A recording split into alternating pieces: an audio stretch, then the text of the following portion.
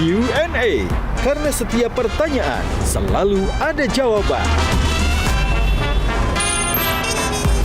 Dipandu oleh Yohana Margareta.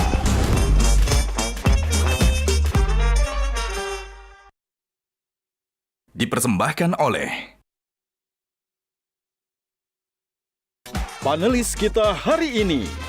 Ini it's about your family purpose atau ini tentang diri kamu? Cuman yang pertanyaannya kenapa bisa sekonsisten itu? Mana yang paling bestie sih luar dan dalam lapangan sebenarnya?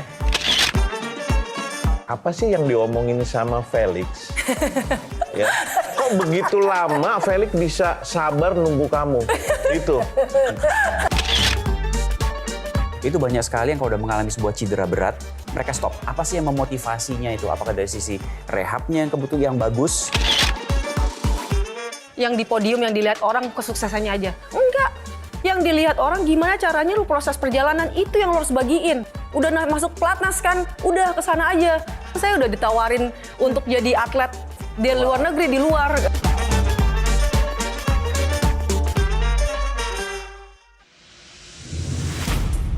Gajah Duduk dipilih karena sudah lama hadir dalam mewarnai perkembangan berbusana di Nusantara dan telah melekat di hati lapisan konsumen secara turun-temurun. Perkembangan sarung sedemikian pesatnya sehingga sekarang tidak hanya dikenakan oleh pria sebagai outfitnya, karena kain sarung Gajah Duduk menawarkan kenyamanan yang sesungguhnya serta tidak bisa dibandingkan. Hal ini sesuai dengan tagline kita, Legenda Nusantara, bahwa sarung adalah budaya kita, sarung adalah Indonesia.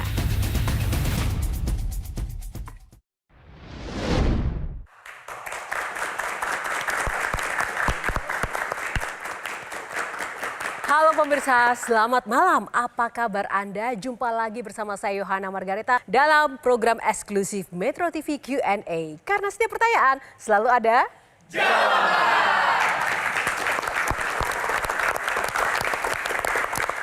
Kali ini Q&A harus semangat.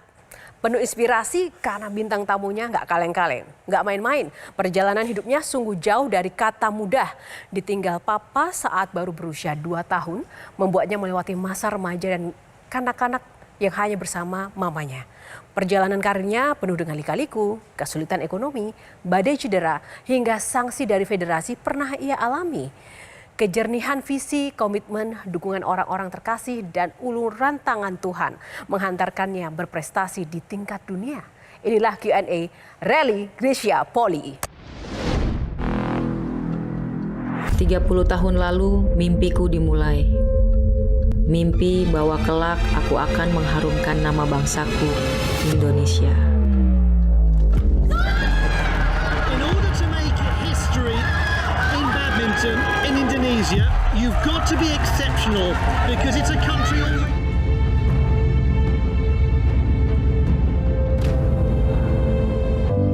30 tahun adalah garis akhir karirku sebagai atlet.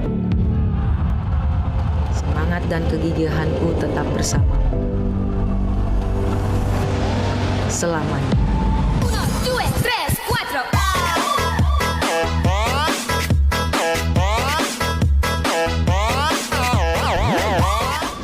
Kita sambut Gracia Poli. Tepuk tangan yang mana teman-teman? Kak Gracia. Apa kabar? Baik. Boleh berjabat tangan dengan Pak? Boleh, makanya saya mau salaman dulu ini. Ada coach, ada senior, ada para pelatih saya di sini. Halo, halo Bang. Halo semuanya. Kak Grace. Kak Gracia silakan. Ini tadi teman-teman panelis dan teman-teman mahasiswa baru lihat videonya udah mau nangis ya, bangganya masih berasa. Ya nggak Kak Yuni? Iya banget. Apa tadi yang dirasakan melihat video Gracia tadi? Iya, itu momen yang tidak bisa dilupakan ya, karena memang secara prediksi mungkin orang tidak memprediksi ganda putri bisa meraih emas di Olimpiade. Lawannya juga gak gampang buat Grace Apri, tapi mereka bisa membuktikan bahwa mereka yang terbaik. Indonesia yang terbaik juga. Tepuk tangan sekali lagi, silakan. Saya nggak enak nih duduk di sini nih. Maaf ya, ini senior dan pelatih saya dan semua ada senior-senior. Tapi saya tahu bukan hanya masalah senior atau tidak, tapi sebagai atlet kayaknya kalau duduk nggak nyaman, ya lebih enak berdiri sambil pegang raket kayaknya. Pegang raket, sambil lari-lari ya. Iya. Kalau duduk ngobrol kayaknya nggak betah ya.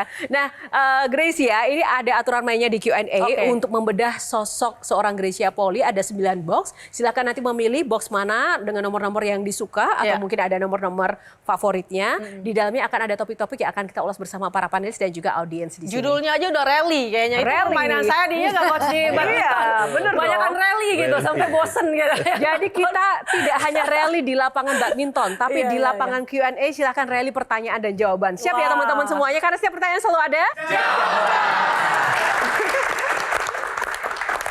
Oke, Grace ya, yang pertama.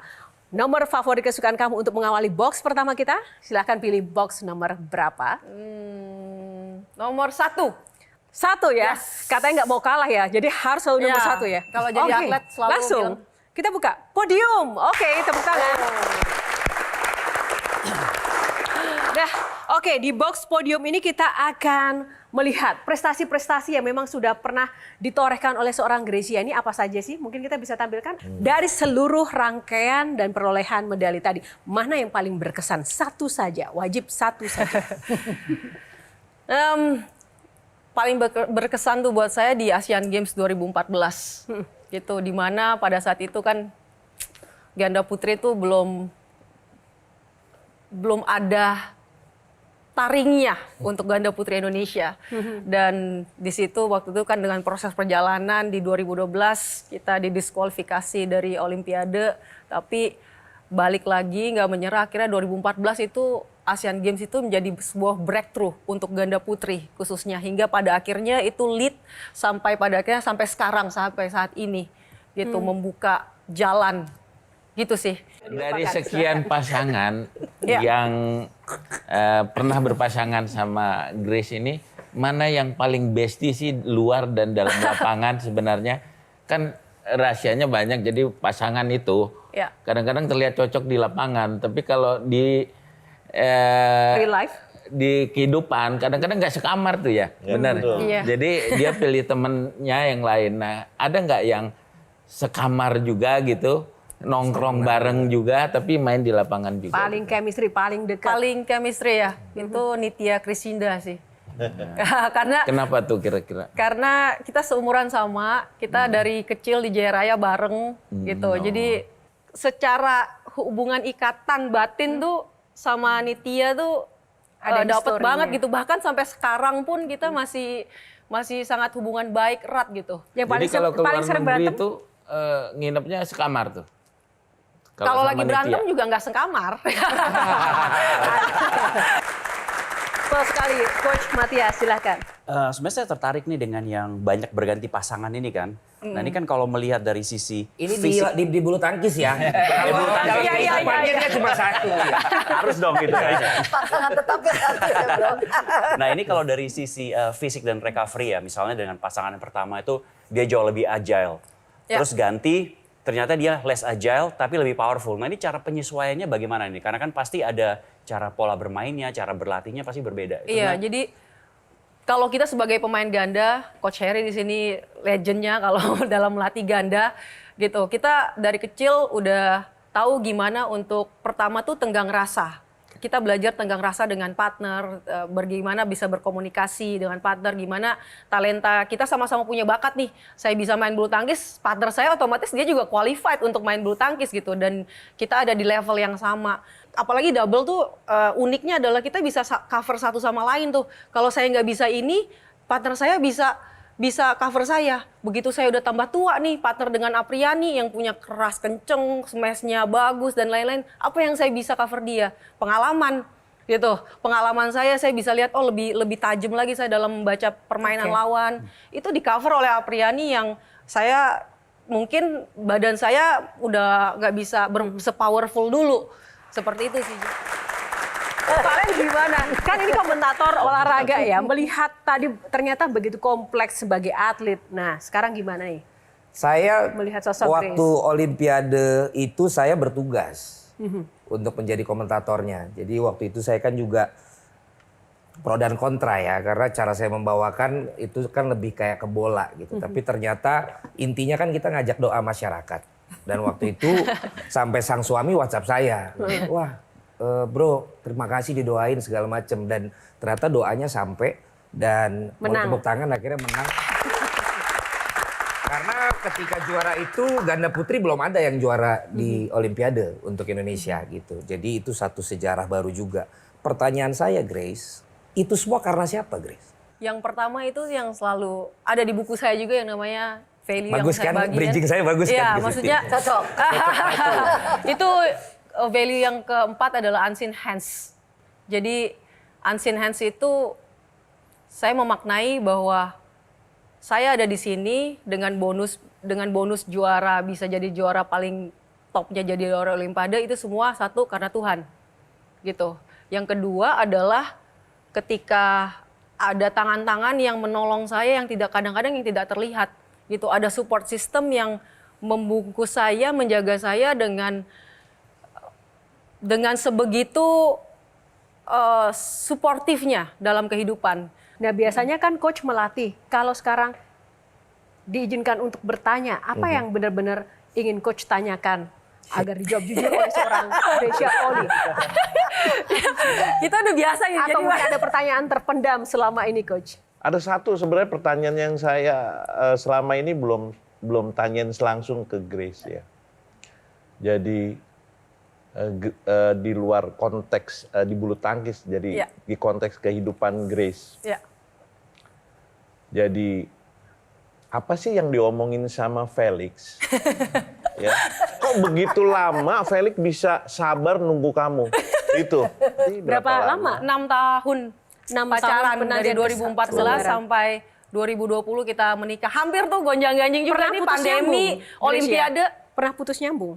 Enggak sih, bukti enggak putus nyambung sih, tapi ada hampir, karena kan kita mau nikah, jadi Felix 2014 dibilang kamu mau menikah kapan? Kita mau ya 3 tahun setelahnya, setelah Olimpiade 2016, di 2017 lah. Nah di situ kan, oh yaudah pas nih waktu pendekatan kan, pacaran pas menikah gitu. Dan saya memang udah siap untuk keluar dari pelatnas, mengundurkan diri, dan saya udah umur 29 tahun pada saat itu. Sebagai seorang wanita kan saya juga harus memikirkan ke depannya dan gak muda gitu pada saat itu. Tapi karena ada Apriani tiba-tiba datang masuk pelatnas dan kami juara. Jadi pada di sini nih PBSI dan pelatih, waduh ini mah calon 2020 gitu. Sampai 2020, tapi waktu itu Felix belum tahu kalau memang harus sampai sejauh itu gitu. Jadi ada sempat waktu itu tuh saya memang mempertaruhkan kehubungan pribadi saya sih dengan pengorbanan ini. Itu banyak sekali yang kalau udah mengalami sebuah cedera berat, mereka stop. Apa sih yang memotivasinya itu? Apakah dari sisi rehabnya yang kebetulan yang bagus? Saya merasa nggak layak jadi manusia gitu loh. Karena saya malu-maluin negara gitu loh pada saat itu.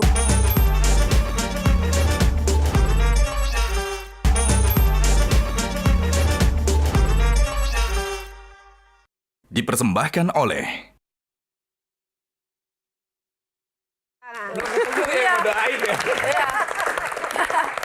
Oke, baik. Terima kasih. Kita sudahi dulu, masih ada box kedua sebelum kita ke Kak Yuni. Pilih box nomor berapa? Grace ya? Nomor 7. Oke, box nomor 7. Kita buka. Wah, smash. Oke, tadi kita sudah mendengarkan kunci-kunci sukses ketika Grecia menyabet semua medali di podium. Tapi pasti dong yang namanya kehidupan sebagai atlet, bahkan tadi ada dinamika jatuh bangun di kehidupan pribadi dan pengorbanan, harga yang harus dibayar, ada hubungan pribadi tadi juga pernah dialami. Jatuh bangunnya seperti apa ingin kita gali lebih dalam lagi. Mungkin Kak Yuni bisa menggali-gali lebih dalam lagi sebagai sesama atlet juga yang pernah dulu berada di dunia bulu tangkis. Gini Gel, pengen nanya banget dari dulu. Apa sih orang kalau disiplin, Gel mah orang tahu. Disiplin, kemauan tinggi, semuanya ada. Cuman yang pertanyaannya kenapa bisa sekonsisten itu? Saya bilang bahwa saya memaknai hidup saya ini dari kecil itu saya ditempah dengan yang dapat yang gak enak dulu. nggak dapat juaranya dulu, dapatnya cedera dan diskualifikasi, dan itu sangat membentuk ketahanan karakter dan konsisten saya dalam kehidupan dan setiap saya apapun yang saya lakukan sampai detik ini gitu.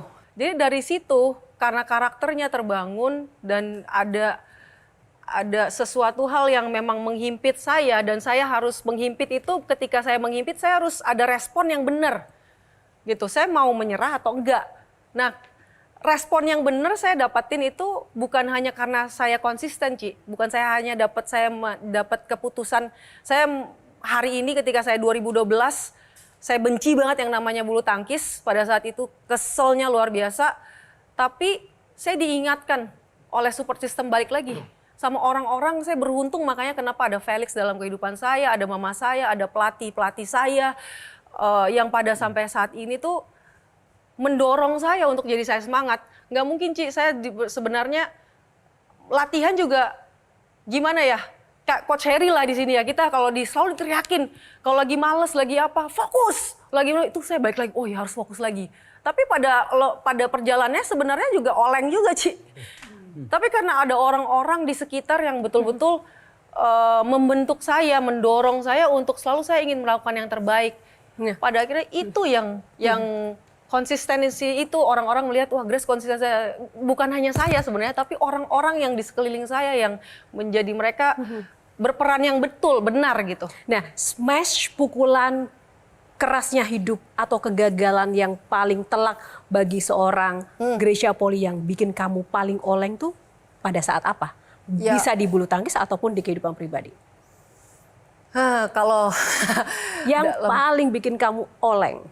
Oleng ya itu 2012 London Olimpiade itu sih. Saat didiskualifikasi. Pada saat didiskualifikasi karena itu adalah puncak dan rakuman dari semua yang saya jalani. Karena kan saya tadi cerita ketika saya umur 19 tahun, saya dinilai pemain yang bertalenta pada junior gitu. Saya salah satu bertalenta, tapi kenapa pas saat masuk senior itu saya cedera lutut cukup parah. 2007 cedera tangan sebelum Olimpiade, 2012 juga itu rotator cuff-nya saya hampir putus. Didiskualifikasi karena dan apa? Boleh disampaikan. Didiskualifikasi. Jadi itu sebenarnya udah momen di mana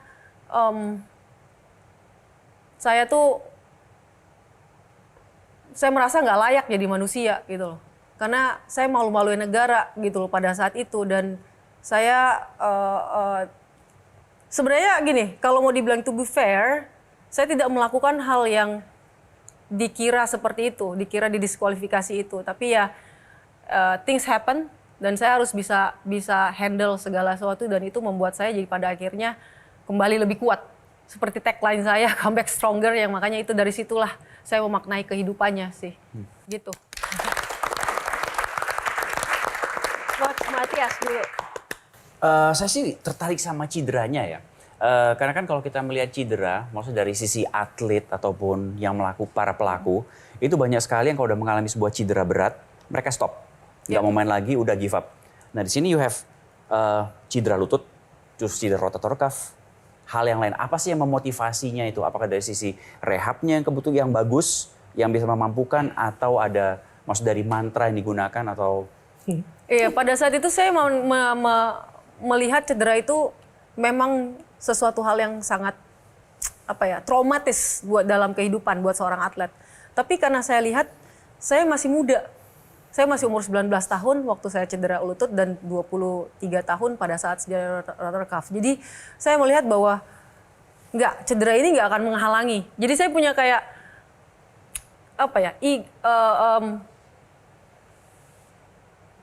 keinginan atau kerinduan bahwa nggak akan ada yang bisa memberhentikan saya.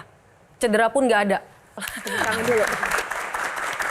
Nah, tapi bicara soal tadi cedera dan juga konsekuensi menjadi seorang atlet itu tidak hanya masalah luka cedera fisik saja, tapi bahkan itu bisa mengancam nyawa. Nah, baru-baru ini juga di dunia bulu tangkis kita sedang berduka ya. Ada kita bisa lihat ada informasi terkait atlet badminton asal Tiongkok, Zhang Xiji, meninggal dunia setelah sempat pingsan di laga Asia Junior Championship 2024 yang berlangsung di Yogyakarta. Tentu saja ini menjadi duka kita semuanya. Tapi apapun itu kita tidak ingin mencari tahu penyebabnya atau seperti apa. Tapi ini konsekuensi dari seorang atlet.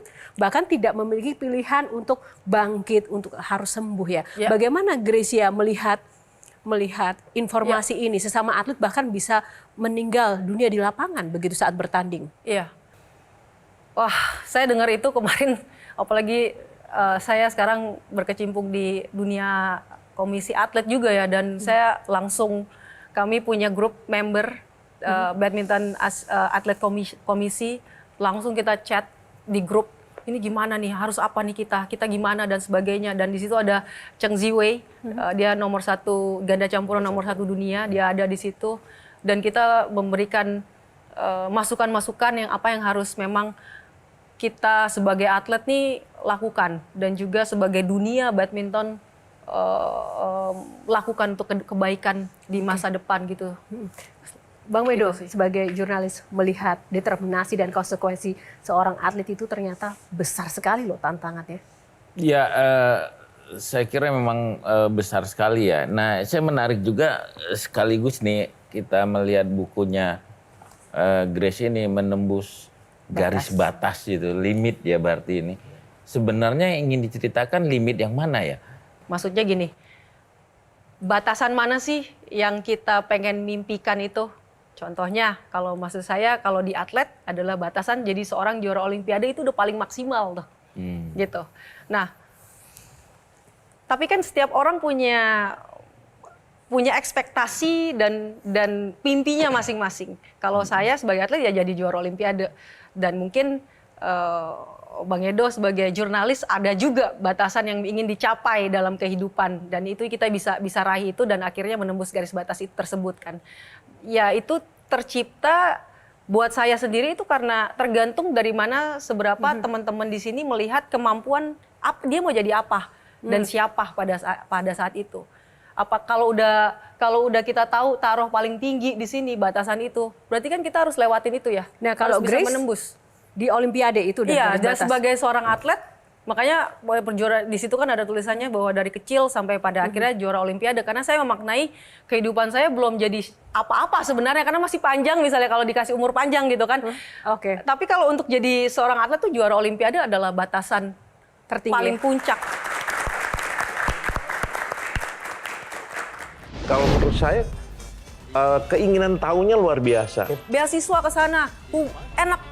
Udah masuk pelatnas kan, udah ke sana aja. Memang kenyataan saya udah ditawarin untuk jadi atlet di luar negeri, di luar.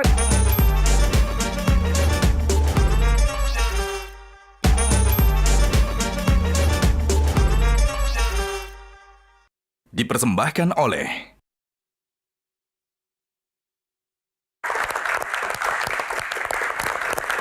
Box nomor berapa, Grace ya? terlambat. Saya mau pilih nomor 4. Box nomor 4, kita pakai box nomor 4. Service over.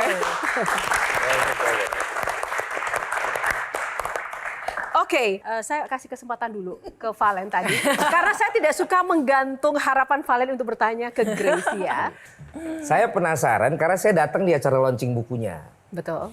Ada cerita Kak Riki ya, yang mengatakan bahwa someday kamu harus punya biografi. Itu satu. Kedua, saya waktu itu juga pelajari waktu juara Olimpiade itu perjuangannya Grace sama Apri dari masa kecilnya gitu. Dan yang Grace yang saya tahu mama ya, yang sampai dari Manado dari Manado ke Jakarta. Sulawesi Utara ke Jakarta memulai itu semua tidak langsung lancar karena usianya tidak cukup atau apapun sehingga tidak langsung lewat jalur yang atlet lah bisa dikatakan seperti itu gitu. Bisa dibilang sebenarnya berarti Grace ini it's about your family purpose atau ini tentang diri kamu? Karena saya sekarang banyak melihat di beberapa olahraga lah yang lebih ngotot tuh orang tuanya. Sebenarnya kalau dari awal dari keluarga saya itu kan saya ditinggal papa sewaktu umur saya 2 tahun. Jadi mama tuh single fighter. Dia punya anak, ada 3. Saya dengan kakak saya itu bedanya 17 sama 18 tahun, jauh banget gapnya. Jadi kayak mama tuh punya bayi lagi. Dan dia bisa ngebesarin saya, dan memang dari nggak ada apa-apa, hingga dia lihat talenta dalam kehidupan saya. Dan pada saat saya tahu bahwa ketika merantau ke Jakarta adalah sesuatu hal keputusan yang besar dalam kehidupan kita sebagai keluarga, itu ada mama nggak bilang, tapi itu impartasinya ke dalam kehidupan saya harus bertanggung jawab juga. Tanpa saya sadarin gitu loh, masih umur 9 tahun, 8, 10 tahun ketika saya masuk asrama, saya begitu jaga banget, pengen kepercayaan apa yang mama telah kasih ke dalam itu, saya pengen terusin. Justru sebenarnya Bang Valen yang tidak mendukung saya itu adalah dari awal ada kakak saya. Kakak Ricky, karena dia orang yang sangat edukasi ya, dia orang sekolah tinggi gitu, dia orang sekolah tinggi, terus juga pada saat saya berjalan waktu saya lagi kalah terus, dia selalu bilang, udah makanya gue bilang, lu pergi udah dapat tawaran kan dari Swiss, dari Kanada, dari ini, ambil lu sekolah, beasiswa ke sana, enak, udah masuk pelatnas kan, udah ke sana aja. Saking kontroversial dalam kehidupan saya bilang, Kak, saya masih mau jadi pemain bulu tangkis Indonesia. Payah lo katanya gitu, itu loh sana Kanada katanya gitu. Waktu itu memang kenyataan saya udah ditawarin untuk jadi atlet di luar negeri, di luar di Swiss dan di Kanada pada saat itu. Tapi justru tantangannya banyak datang dari kakak Ricky. Tapi visi ketika dia lihat ini adiknya kok ngotot banget gitu loh, jadi pengen jadi pemain bulu tangkis, saya di-challenge gitu. Di-challenge, kenapa sih lu pengen jadi pemain bulu tangkis? Dia punya sangat kontroversial dalam kehidupan saya, dia mendukung tidak mendukung, tapi dia punya sebuah, bisa ngelihat adiknya ini akan jadi sesuatu. Masa saya waktu umur 19 tahun lagi cedera gitu loh. Tapi kok dia bisa-bisa tiba-tiba, lu ya jadi atlet jangan nanggung-nanggung, keluarin buku biografi. Saya bilang, ya ilah Kak, Cina aja susah saya ngalahin pada saat itu. Susah dominasinya gitu. Masa udah buku biografi, emang siapa saya? Gitu. Masih banyak yang lebih hebat daripada saya. Sampai sekarang pun masih banyak yang lebih hebat dari saya. Tapi ketika saya melihat, memaknai, ketika dia bilang gini, jadi juara Olimpiade lu udah punya stage-nya nih, udah punya platformnya. Lu mau pakai juara itu sebagai juara Olimpiade, sebagai seorang juara aja? Yang di podium, yang dilihat orang kesuksesannya aja? Enggak. Yang dilihat orang gimana caranya lu proses perjalanan, itu yang lu harus bagiin. Wah, dari situ. Jadi proses perjalanannya supaya bisa menginspirasi langsung, supaya teman-teman adik-adik saya di sini bisa melihat bahwa untuk mencapai sebuah mimpi, target dalam kehidupan itu nggak mudah jalannya gitu loh. Memang harus penuh terjal. Dan kalau nggak diceritakan, nggak dituangkan di dalam sebuah buku, atau nggak di-sharing deh sekarang saat ini, bagaimana orang bisa tahu? Jadi buku ini bukan karena tentang saya, tapi semangat yang pengen diberikan, yang dikasih inisiasi oleh kakak saya, kasih nih semangat buat teman-teman. Nah, bagaimana Coach melihat perjalanan dan spirit Gracia sampai titik ini? Ya inilah salah satu contoh ya. Jadi tadi Grace bilang tidak hanya sekedar di bulu tangkis, mungkin di mahasiswi juga bisa jadi contoh. Jadi lihat perjalanan perjuangannya Grace dari boleh dibilang dari bawah sampai atas sampai sukses. Jadi yang tadi Grace bilang yang mau diceritakan di buku ini lah sebenarnya kan perjuangannya, perjalanannya, jadi pantang menyerahnya, ya, uletnya, sudah jatuh tapi bisa bangkit lagi. Itu yang mau diceritakan, yang mau dibagikan sama Grace untuk bisa ya tidak hanya di kalangan bulu tangkis, di kalangan masyarakat umum bisa jadi contoh. Ya, tapi ada nggak sih hal yang Coach tahu yang mungkin kita nggak tahu tentang Gracia Poli di balik layar selain spirit positif yang ia bagikan? Ada nggak? Ada nggak Coach? Boleh ada. Dong berbagi. Jadi, boleh dong diceritakan. Coba Coach, utarakan aja Coach. Kalau menurut saya seorang Grace ini yang tadi dia pernah cerita, tapi kalau menurut saya keinginan tahunya luar biasa. Apa saran dari senior Kak Yuni ke Gracia? Ada kritik masukan nggak ke Gracia? Ya ampun, kritik masukan ya. Ayo, yang jelas dia itu lebih sering menyalurkan hobinya tuh tadi nyanyi, ngeband, apa tuh bisa kayak seru gitu ya kok ya. Itu positif, lucu dan bagusnya dia. Oke, soalnya kita nggak punya piano jadi nggak bisa praktek nih. Yang bisa hanya nyanyi Gracia. lagu karena menembus garis batas ini saya iseng-iseng ciptain. Dan kemarin sebenarnya ada mungkin bisa dilihat lah di YouTube atau di preview. Bait pertamanya tuh ngomongnya gini. Tegang jadi ya. Minum dulu, minum, Grace. Ku bukan yang terhebat, yang ku punya semangat, bertahan, berlari, menyerang kembali, lebih kuat.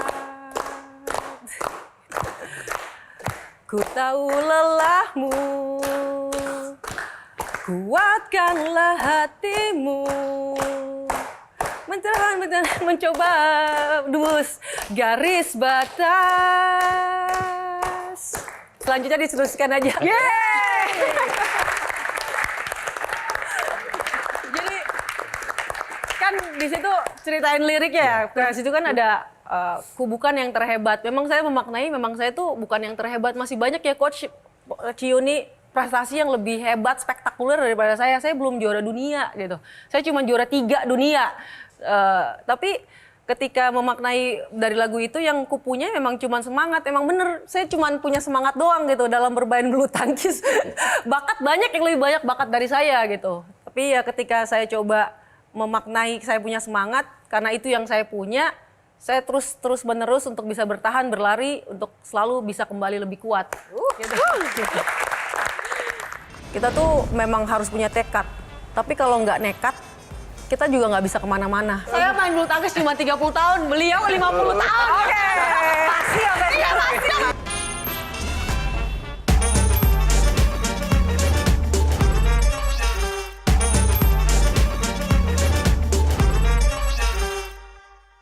Dipersembahkan oleh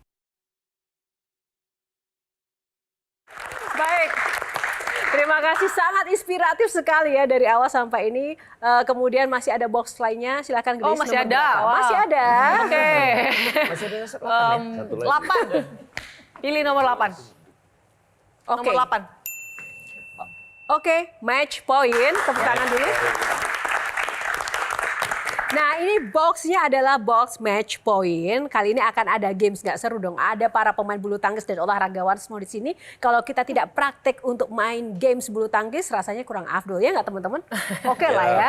Nah teman-teman, aturannya sekarang akan saya bagi menjadi 2 grup. Nah masing-masing grup silakan nanti berpindah ya ke sisi Gracia. Grup pertama ada Gracia Poli, Matias Ibo dan Kak Yuni. Silakan berpindah ke sana. Dan grup kedua ada Valen. Ada Coach Harry. Sorry ya Coach, dan satu nggak bisa bantu. Bung Wedo, silakan di sebelah sini. Kenal familiar mukanya. Oke ya, di sini ya.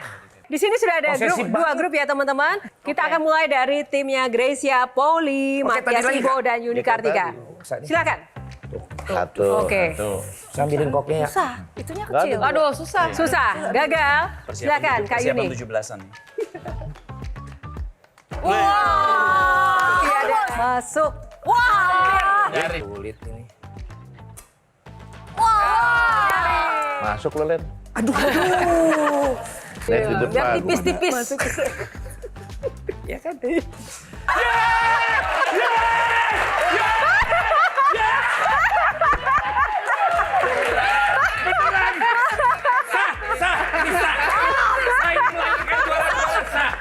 Sah ini Coach, sah. Tunggu. Saya main bulu tangkis cuma 30 tahun, beliau 50 tahun. Oke. Pasti ya, Iya, pasti. Nah, Coach, boleh maju sini. Ini 50 tahun. Kuncinya apa bisa masukin box ke dalam fishbowl? Fokus.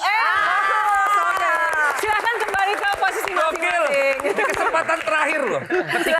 Oke, nah Gracia itu tadi bagian dari dinamika permainan dalam kehidupan. Bahwa semuanya itu butuh support system di dalam tim juga. Tadi kita sudah melihat sama-sama ya. Walaupun mungkin gagal, tapi kalau timnya itu sama-sama kompak, kita pasti akan juga bisa memenangkan. Nah di awal tadi Gracia juga sudah menyampaikan ada kakak yang memiliki peran besar, kontroversial tapi menjadi pemacu untuk kesuksesan. Ada juga orang tua.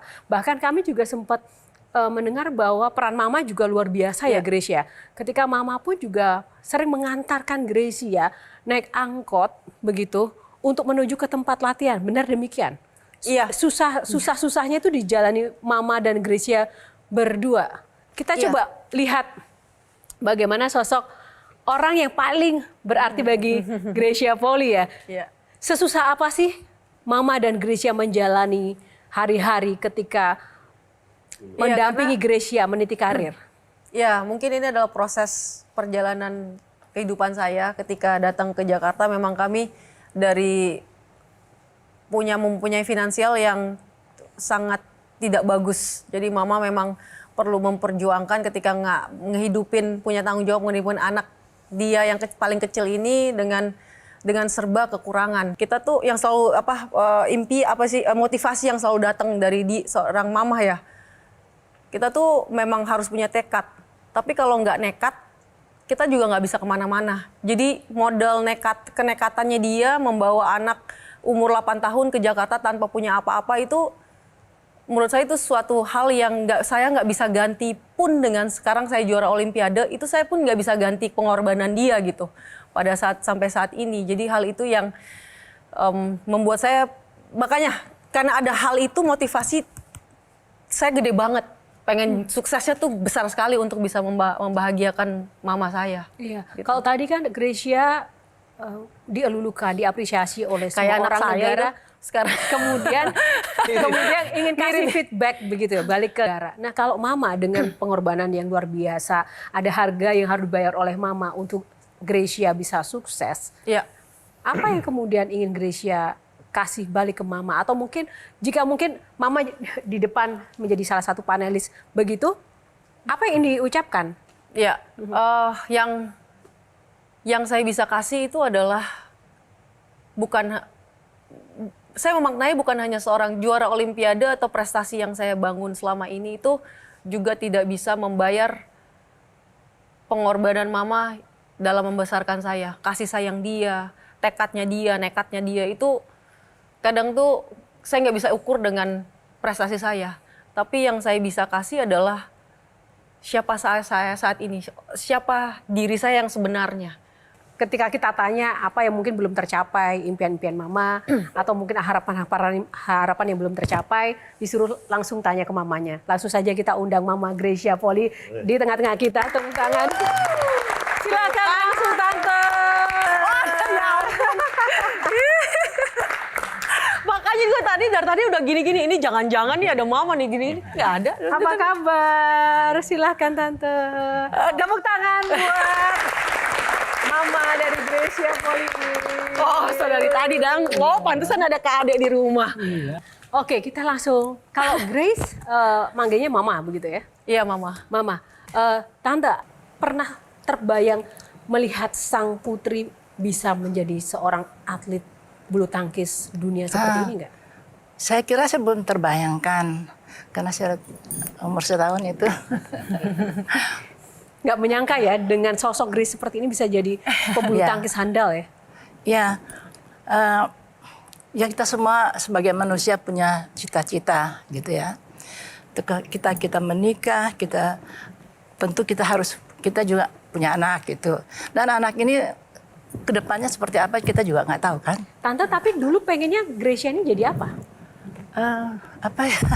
Saya waktu itu belum tahu juga sih, cuman ketika 2 tahun umur ya ayahnya meninggal, kemudian ini kita biasa orang Manado kalau mau tutup peti mati kita cium, kita apa gitu, selamat berpisah begitu ya.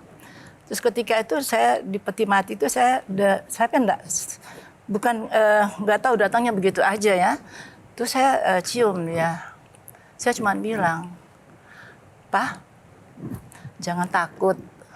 Itu dia baru 2 tahun ya. Saya akan jadikan anak-anakmu dan anak saya, kita semua, berguna bagi bangsa dan negara. Entah saya bisa ngomong gitu, bukan mengada-ngada, tapi spontan aja saya ngomong gitu. Tapi ya, apapun yang saya katakan waktu itu, tapi kenyataan benar kan? Semua bahwa apa yang diceritakan itu menjadi kenyataan, bahwa dia jadi Olimpiade untuk negara Indonesia ini.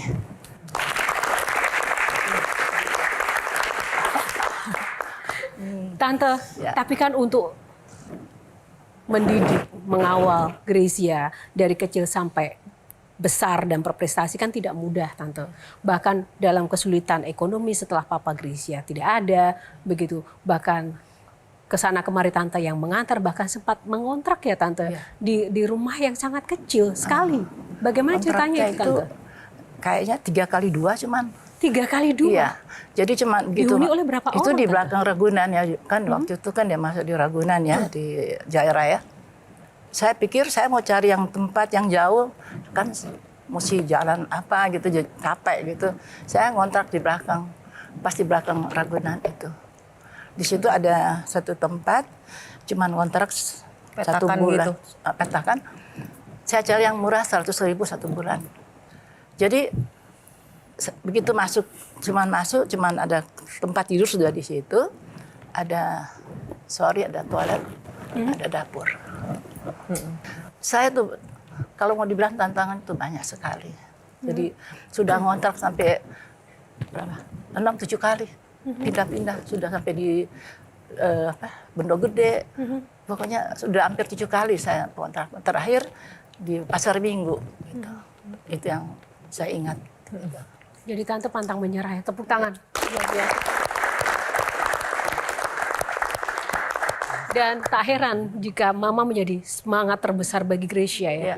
Untuk pantang menyerah ya Gracia. Iya, pada akhirnya makanya mungkin yang seperti saya bilang tadi, semangat itu yang pada akhirnya ditularkan. Mungkin Mama nggak bilang secara pakai kata-kata motivasi gitu, tapi karena proses kehidupan terhimpit oleh kesulitan ekonomi yang saya pun ikut rasain gitu loh. Ya nekat dan tekadnya dia gitu begitu besar kepada saya, sehingga saya merasa konsisten saya ini datangnya dari Mama gitu loh, Ci Yuni. Jawabannya itu.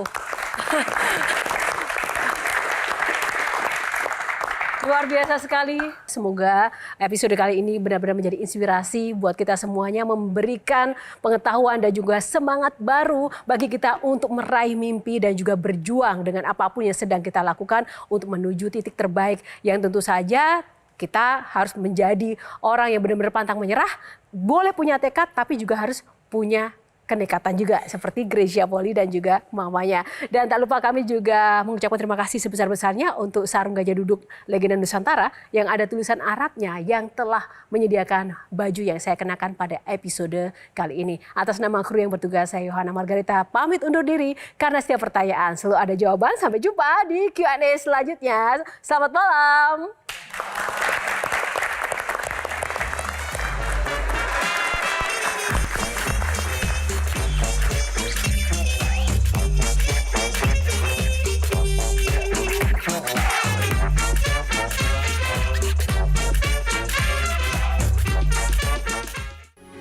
Metro TV. Jelajahi cara baru mendapatkan informasi. Download Metro TV Extend sekarang.